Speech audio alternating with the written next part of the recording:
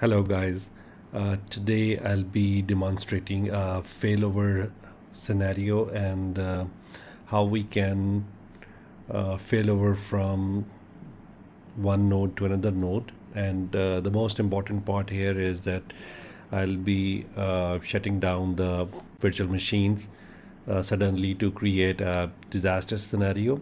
So how we can recover from a disaster when the Windows failover cluster is down itself. So as of now, we have 4 nodes. So here we have 4 nodes cluster with one Windows failover cluster. It has 2 nodes in the production site and 2 nodes in the disaster recovery site. So, and the Windows cluster, obviously it can move back and forth between the sites. There is only one availability group with one listener. And this Windows cluster is currently on node 1. It has 4 nodes with the first 2 nodes having the similar subnet, and the second node, 2 nodes, like the second part on the DR site, it has 2 different subnets.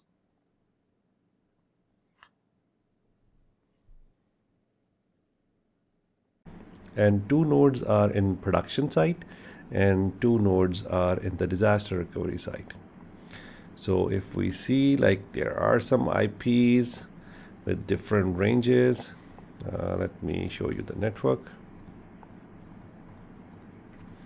So for example, these first 2 nodes, nope.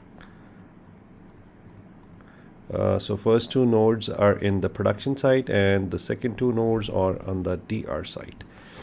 So let's start with first failing over to the disaster recovery site. So as of now, we have 1 primary, 2 secondaries, and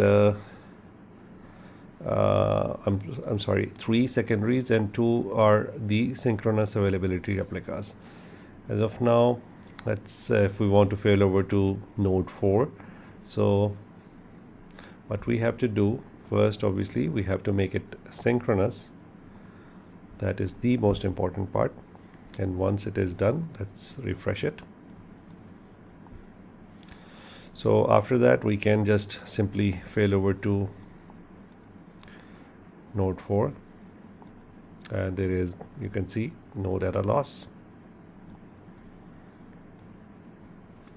We have to connect to that particular node and then we just fail over. Once we are doing this, so on the Windows failover, this role will switch from node 1 to node 4 and it will successfully fail over. So this is like a normal availability group failover. But the most important part in this video is that you can see as of now that the system, the Windows cluster is still on node 1. And let's open the management studio and the Windows failover cluster on the 4th node. And here you can also see the Windows cluster is running on node 1 and it is healthy, and the availability group is on node 4. And as of now, we can connect to node 4 and we can connect to the listener as well, which is pointing to the primary one.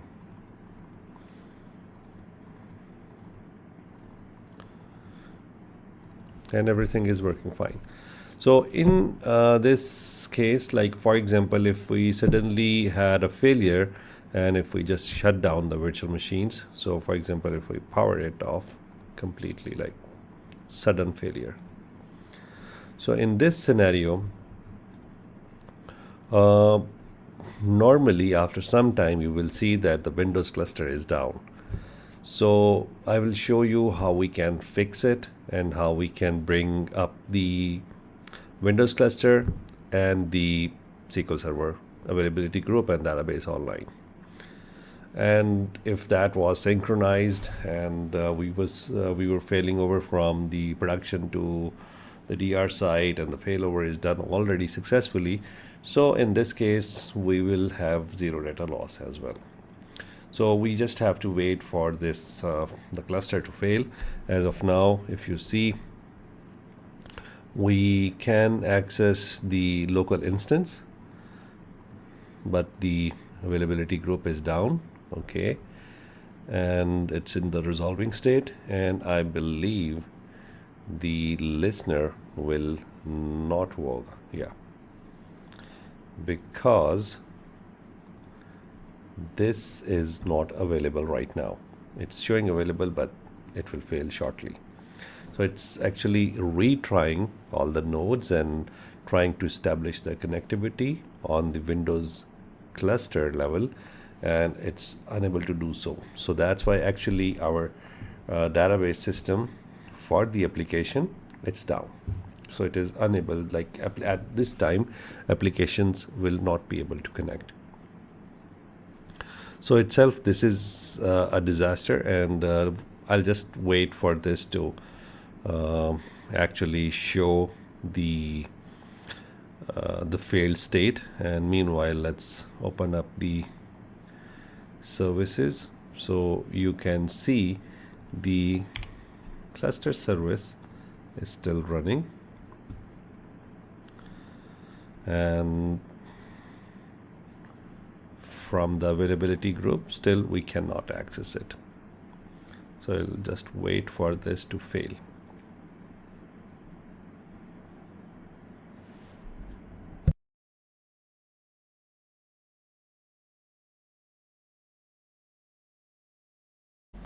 So as you can see, the Windows cluster has stopped working, and as of now the Windows cluster is completely down.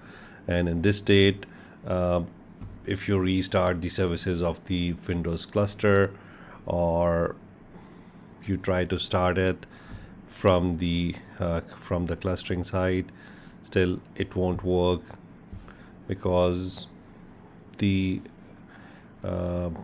voting was still with the primary node was still on the Windows cluster was still on the primary node, and that was completely down without proper failover.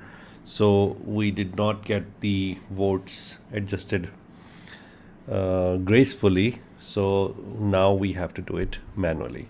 So there is some fortunately there is a PowerShell script, we can fix it. So for example, this is just, we have to fix the Quorum nodes, and let's do that. So let's open up the PowerShell ISC, and what we can do,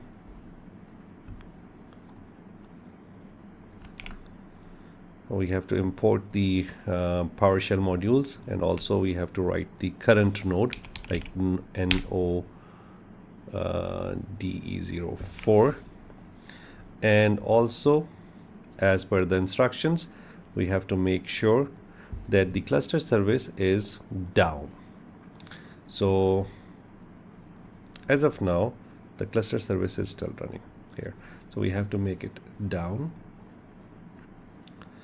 And right after that we can import the failover clusters, and then we can fix the Quorum and make it the current node as the owner of the cluster.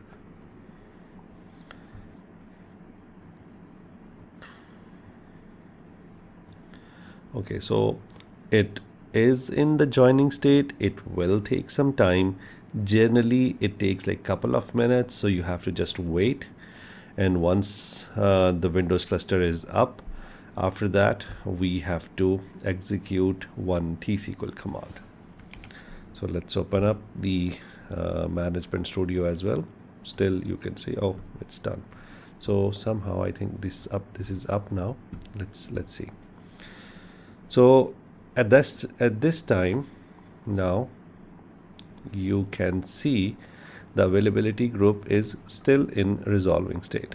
The database is not available. Although the list, because the cluster is up, the listener is available. You can see now we are able to connect, but the databases are still not accessible.